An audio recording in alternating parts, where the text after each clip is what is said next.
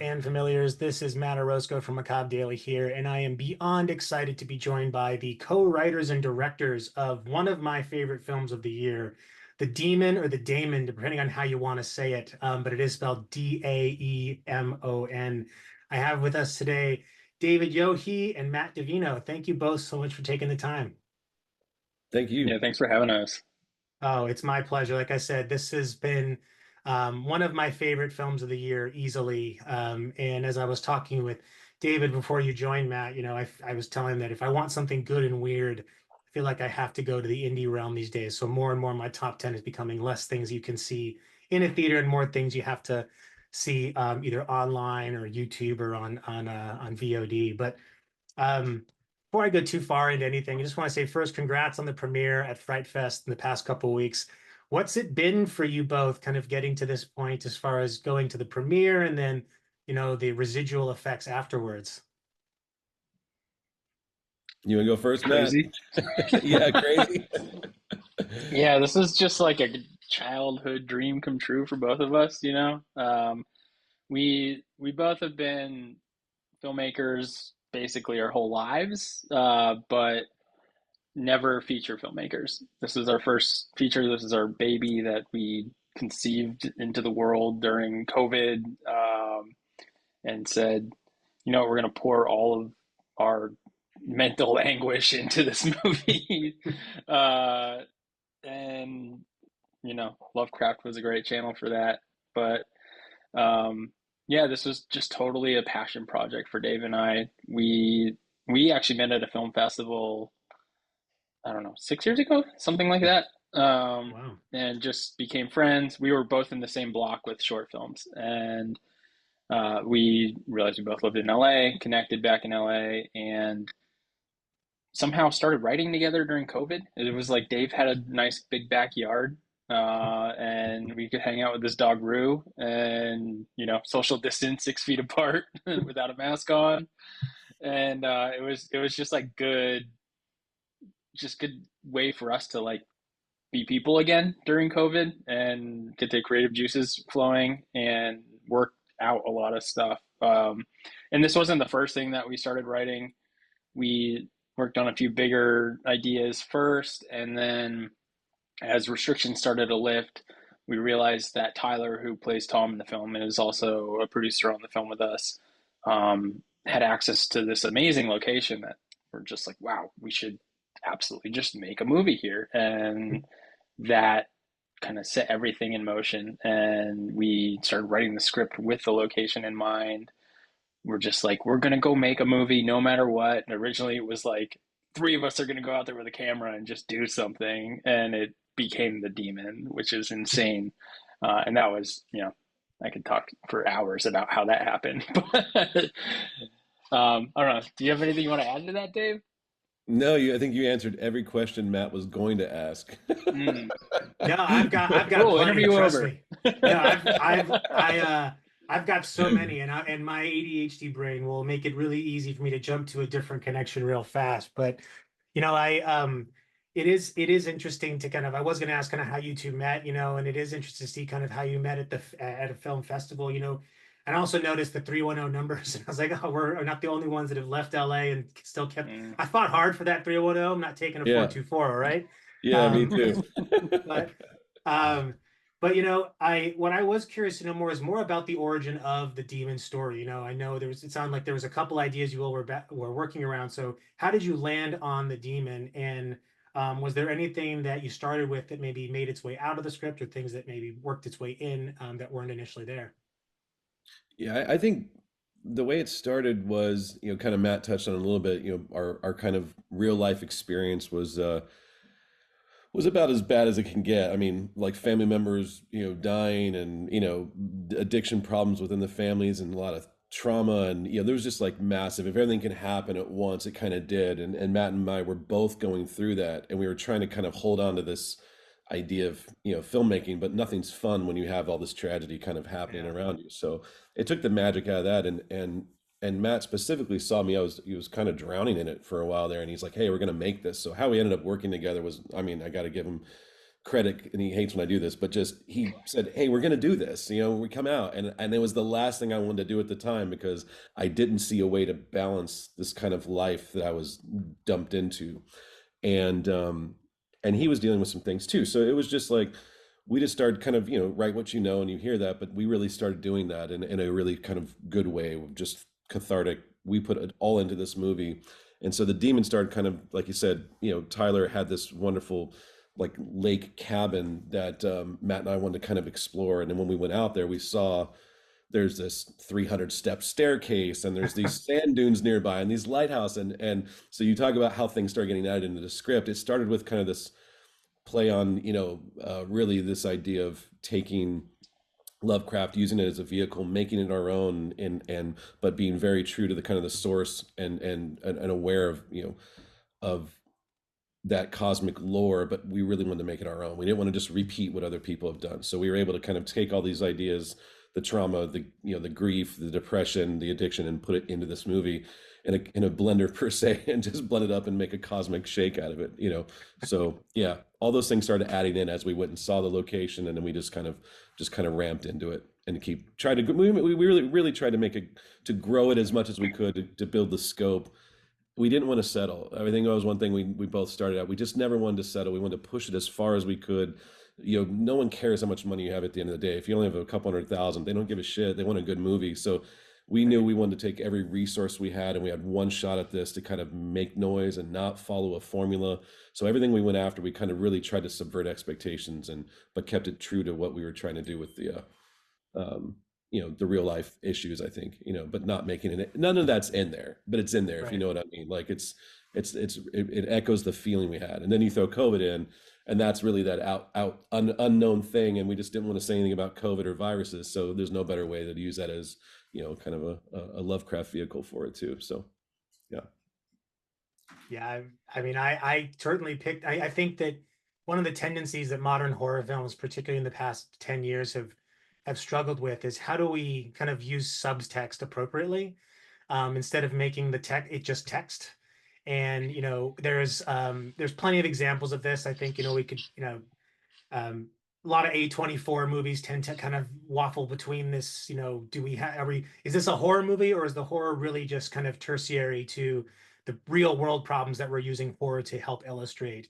So the way you both have carried that balance in The Demon, I think, is one, it doesn't allow the viewer to, you're not leading them to a conclusion. Instead, you're just giving them, this is what's happening to these characters in their lives. So you can understand, right? Like, I think I resonate quite well with Paul's character, because it's just like, you just reach a point where like, I just need to go away from everyone. Granted, I'm not being, called to the sea by an elder god, but sometimes you just need that alone time to process, especially when the proverbial shit's hitting the fan. Yeah. And you mentioned some kind of like, not settling on stuff. And it's funny you mentioned that, because I do have a question of like non-negotiables, right? One of the things I mentioned in our review is that one of the challenges a lot of Lovecraftian and cosmic horror films struggle with is that they often forget that what makes them scary isn't the big kind of unknown thing. It's that it's happening to very, very normal people that are just going through normal people shit. And so I'm curious to know, as you're writing through this, what kind of non-negotiables did you have regarding the story, the lore, and the filming, to ensure that you didn't, fall victim to some of those kind of just relying too much on the monsters, or not delivering enough, against what people want by the third act, because it's a great third act, like chef's kiss, one of the best third acts of the year. Thank you. Yeah. I I think the biggest non-negotiable for us was that it was about the people in the movie. The people in the movie needed to feel like real people that were going through real life struggles. And the horror that happens is all reflections of their choices in their life, and where they've decided to, it's their own demons. I mean, it's the name of the movie, right? It's really what it is. It's they're they're cosmically coming back, to bite them in the ass. Is probably the best way to say it. To But pull yeah, them like out to using, sea. yes. Yeah.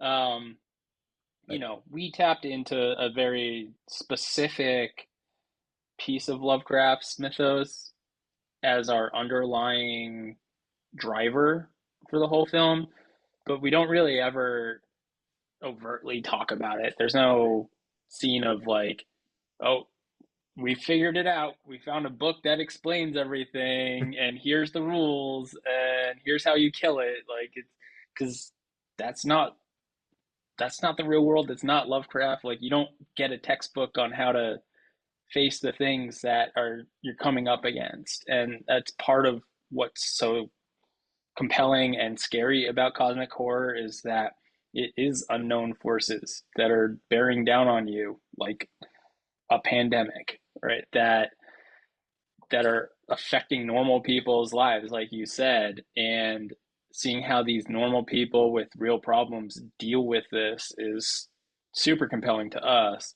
And Dave and I talked a lot about what we called the math, which was we set up specific rules of this is what's happening. We always know what's happening and why. It may not always be clear to the audience what's happening or why, but at least we know why. And so then we can shape a cohesive story around that. And then give the audience enough that, you know, there's a narrative there that comes to a completion, but don't give them so much that they stop thinking about the movie later. Don't give them so much that there's nothing to talk about after or things to think about. I think Dave and I both wanted there to be enough depth to the story itself and the characters within the film that you could write an essay about it if you wanted to, right? That like this is the type of film that I loved watching when I was in film school that you could really analyze from a bunch of different perspectives and say, okay, they're talking about this here or they're talking about that there, and it's open to interpretation by whoever is watching the film. And we love that kind of thing. And we both thought Lovecraft was the perfect kind of vehicle for that as a driver without just doing a Lovecraft story, right? Yeah, I love that there's no mention of a Cthulhu, right? Because that's always the de facto Lovecraft trademark Yeah. is just that one elder god. It's a far bigger and vaster, galaxy big. We might even go as far as to say amount of lore you could pull from. And I definitely did pick up on the fact that this doesn't. It is, in fact, I even had to double check before the interview as I do my prep. Say, like, I don't think this was adapted from any story, but it does hit so many of the beats correctly that it's like it tricks you, right? You're like, okay, this must be a Lovecraft movie. And then you look like, no, this is just people who really understand what a Lovecraftian cosmic horror should be. So credit to you both on being able to craft something that feels familiar but is wholly unique in regards to kind of not having any other equal. Oh man, Thank thank you. you. And that's a scary space to play in. I mean, that's the gray area as a filmmaker. You're like, if you're going to do something different, there's just a huge failure rate in just trying something new that people may not understand. So like I said, when we reach an audience and someone like yourself gets it on that level, for us, it's like, all right, we're good. That like literally made everything worth it because it found an audience, and we're going by gut. And you see the formula of the movie. It's not your typical kind of three-act structure. It's a little different. We really kind of went against the grain. Back to some of those non-negotiables. We really fought to do things to break a formula, and we wanted to try something new. And anytime you're in that space, you're risking a lot. So, but that it was fun. Yeah. Yeah. I would agree too. The movies that I love, in fact, my wife gets so frustrated with me. We'll go see movies together, and I'll ask her, how'd you like it? And her rating system, she has a 5-star rating system, but it's only a 0, 3, or 5. There's no 1, 2s, or 4s. So I've asked her, why not make it 3 points? She's like, no, I'm sticking with the 5. But I'll ask her, what'd you like about it? She's like, oh, really, it entertained me, right? And that's okay. Then she asked me, what did I think? And I'm like, well, how much time you got, right? Like, they didn't use natural light, you can tell here, but I really like the themes they've been playing with, So I agree that movies are better, and the ones I tend to gravitate towards are ones that cause conversation, more Yeah. than anything. Yeah. Big time. I think I want to add one quick, just back to the non-negotiables. I think for Dave and I was practical effects. Yeah. Yeah. Big time. Yes. Uh, Yeah. I've got a question about those because I'm curious to know how you came to the idea, or what involvement you all had, or what the process was for creating the look of the demons kind of as we see them, but also, the ending and what we get at the end, which I think, again, there's very few cosmic horror movies that do this well without deferring to the archetypal Cthulhu look. So what was that process like for you both, and especially working with the visual effects team? Well, I think going back to our short films, Matt and I had both, either failed or learned how to succeed with practicals. So you kind of learn, you cut your teeth in your short form world. So we knew going into this, we had one shot and we're going to go to the best in the business and kind of just, build it around going to someone like Joel Harlow, at Morphology. And that's a longer story probably for this podcast, but, or this interview. It's just, we met Joel at the film festival circuit, then Matt actually shot some stuff for him as a cinematographer, and we all became friends, and Matt and I were building this kind of in the background, and then we're like, we're going to Joel, we just have to do this. We won't settle for anything else. We're just going to start at the top. And then, and he was on, I think he just came off, what was he on, Matt, at the time? I forget. He was like on Blade, the Blade. Blade movie that never got made, and then he Oh, was wow. also working on Red One, which is finally coming out. Yeah. And he had just finished Black Panther, and he was doing the Academy Awards for that at the time. And he's just a good man. Like, he's such a good guy, but he's also like the 12-year-old filmmaker inside. He's super excitable about loving what he does. And so this is a long-winded answer to your question, but it started there. And then Joel was kind enough, as he was busy, to get us into, Morphology, and sit down with one of his like top guys and another great, artsman and crafter is Dan Rebert. And Dan Rebert came in and read the script and loved it. And he did a huge chunk of all like the daily practical stuff, like the blood and the gore. And he's once again, he's super fun to work with because he loves creating ways to do things. And we're not in the 80s and 90s anymore. There's so much new tech and new ways to do stuff, like this pours onto here and dissolves the skin and it looks like it's falling. I mean, he just came off Hellraiser, I think the one on Hulu at the time. So Mhm. he was fresh, and he was like, yeah, I can do this and this. And anyways, he came on, and then Joel ended up being our we saved that last god for him. He's a huge Lovecraft fan. If everything is inspired by Lovecraft in his world, and he was so excited about doing. He's like, please hold me this. I'm gonna go work on this. Dan's gonna take care of this meaty chunk for you, and then we're gonna come back. And it was a year later, and we kind of gave him, Matt and I can't take any credit. All we did was say, Joel, it's yours. Go make something that no one's ever seen before. That was our goal, is like to really push every kind of creative, like, we've seen bodies cut in half, we've seen people be gutted, we've seen these things, but how do we do it uniquely and not kind of like focus on it, but make it part of just the atmosphere? And it just was such a wonderful collaboration with all of them. And Joel just went away, came back and gifted us that. And then we're like, well, we're going to do this old style like Ghostbusters and Poltergeist, and we're going to shoot this in a cloud tank because I've always wanted to do that, and so did Matt. We're like, we're going to go the extra mile. We're going to pour milk into a giant vat of liquid and shoot it slow mo, and it looks like clouds forming. We were just geeked out, and Joel's like, you don't get to do this very often. And we were like 12-year-olds just jumping around like a movie set. It was just, that's how that ending sequence came to life. Yeah, at the end of that, he said, this is a guy that's done all the Pirates of the Caribbean movies, Star won Trek, Oscars, yeah, Star Hellboy, Trek, yeah. like giant, giant stuff. And he was like, that's going to be one of the most memorable shots in my career, I think is what he said to us. Yeah. I mean, it So, looks great. Like, again, I think the use of practical effects, and I think it's because we're seeing a filmmakers now kind of coming to the fray who have been through like the era of practical effects when they reached their peak in the 80s and the early 90s. Then you saw kind of the overabundance of CGI even Yeah. before it was really ready. And now you have this almost return to like using the tools as they're intended rather than as the only like the singular tool. So Yeah. practical is used to create the 80% of it, but then in post you'll do like 20% of like the addition of some blood or some little graphical changes. So I think that we're finally making peace with our technology overlords Yeah. um, to create a better product.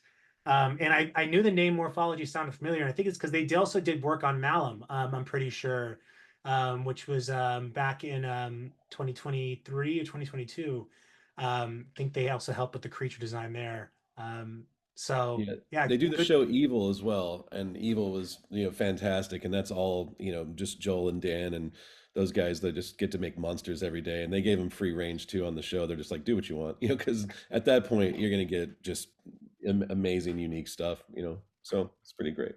Trust your artists, that's what Yeah, Yep. big time.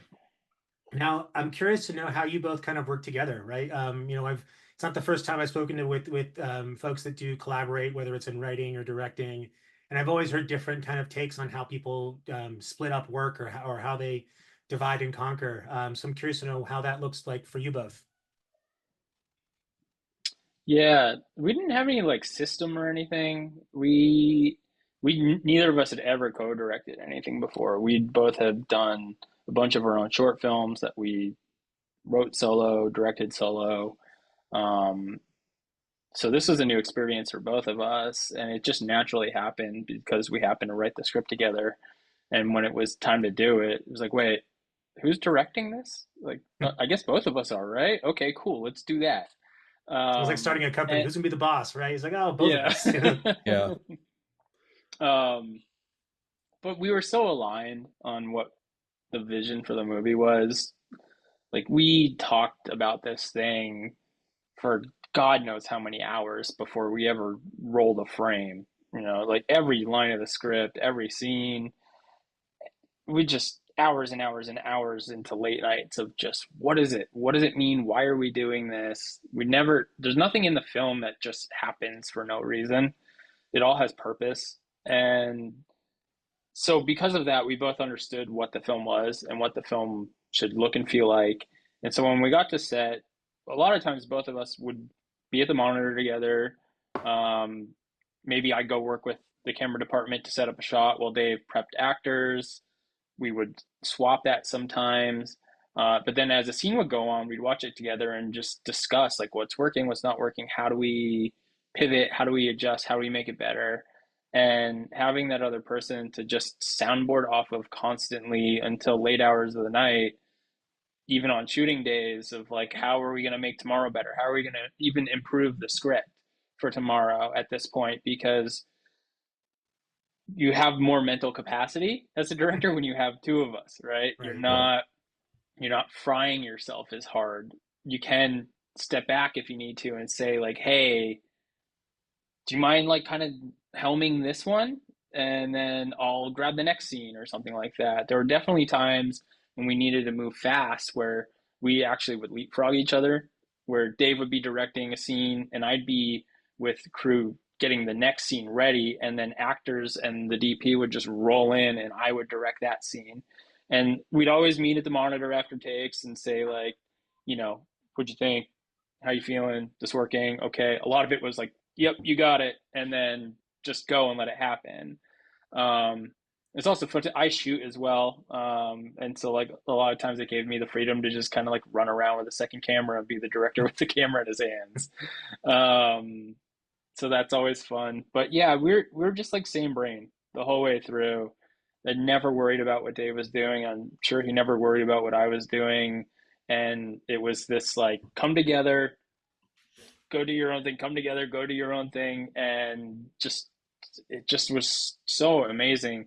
Afterward, we both talked about the experience. We're just like, why don't people do this more often? Yeah. It was great. Yeah, I don't know if you want to add anything, Dave. No, I mean, I'm just echo really the idea was you have to find someone that complements, obviously the tandem, but it was yeah, it was there was so much more. I think one thing we always talk about was like killing your ego.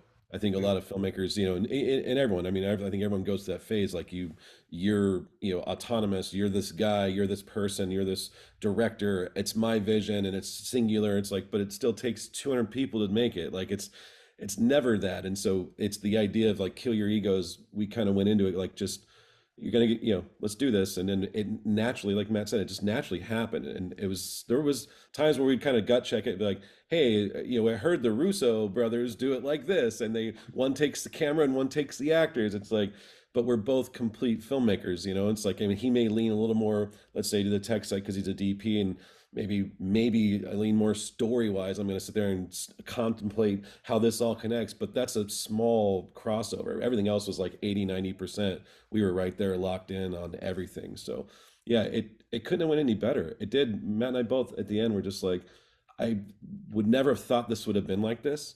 You think you'd kind of conflict and have different visions, but I think that's just if you walked on set together and just didn't know anything about it, and you both read Right. the script the night before, and then you're going to try and direct together. Yeah, that's going to be a shit show, obviously. But when you kind of build something together, we were connected on every ladder rung, all the way up. And then by the time we went and shot, like Matt said, it was same brain. And we always said that, like, before we'd even see it or say something, like, we knew we were good. And very rarely we would kind of have this, but it would be a good gut check. Matt would have a good idea and be like, shit, I didn't see it that way. And I'd be like, oh, that's really smart. And I'd go to bed, wake up the next morning, like, that's great. And then vice versa. I'd be like, hey, man, this didn't really connect to that. And you're like, but it's cool. And I'm like, yeah, but it needs to connect to this or else it won't make sense. And it's like, yeah, those things always went back and forth. Super fun. Yeah, really amazing. I mean, I think you have hit on something that it is kind of it is a, we call it a secret so much, but it's almost like, a huge advantage to have somebody else to bounce ideas off of that's also kind of thinking in the same space as you are, Yeah, right? Because you can go to your producers, right? And they're obviously going to be just as like-minded around the success of the film, but they may not be as focused on maybe the technical elements or the story elements or the lore that you all have come up with. And so I think it's more, to answer the hypothetical, why don't people do this more? I think it has a lot more to do with that. A lot of people are hard to work with, and they yeah. don't work with others because they find that I can do this on my own and I don't have Hmm. to be Yeah, accommodating. And there certainly are probably folks out there that can work with other people that are maybe a little bit more difficult than others, but nevertheless, it's about finding your pair rather than yeah. just saying anyone could do this. Um, and I wanted to kind of end this on a question I love to ask people about, when they're thinking about programming a double feature. Let's say you've been given, they're telling you, hey, you're programming a double feature. It's the Demon and one other movie. Doesn't matter in order of placement, but what movie would either of you put with the Demon as your double feature movie? That's such a cool question, man. I love that. There's a part of me that would love to like program movie festivals, but you know what? Wish in one hand, shit in the other. See which one fills up first. So Yeah.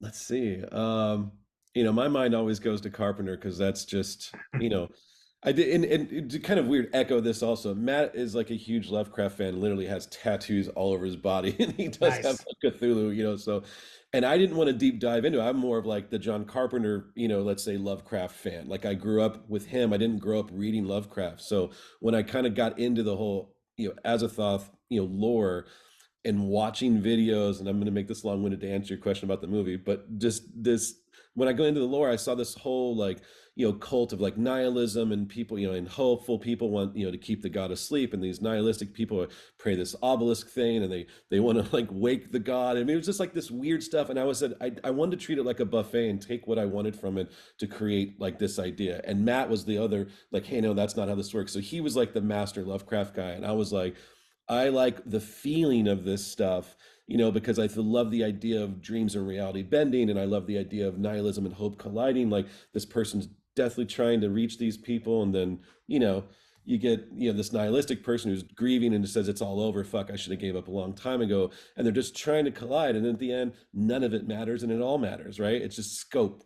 So the reason why I'm telling you that is like the film that I went back to a lot in my mind that I loved was Prince of Darkness, and The Mouth of figured you were going to Madness say is also that. great. Yeah, I mean, I love the way that they never ever let you know how they're going to stop it. It's just happening. And I love the idea of it just happening. And then you get to the end and it's like that split second, this is what you're going to get. No one sees her diving into the mirror to save everyone. And it's such this empty hero feeling of like, no one's ever going to know this except for this guy. And he lost her, and that last shot of her in the water, like reaching for the mirror always registered in my head. So that feeling was like something almost operatic at the end of that movie of her getting pulled down into, with the devil and the devil's son. Just this idea of her reaching and getting pulled in the darkness was kind of the feeling we wanted to get, and not ever steal from him because he's the master, but just the idea of that influence was big for me. It was like the Prince of Darkness was the idea of going in the water and going down and kind of having that moment. So I would mirror this with Prince of Darkness probably.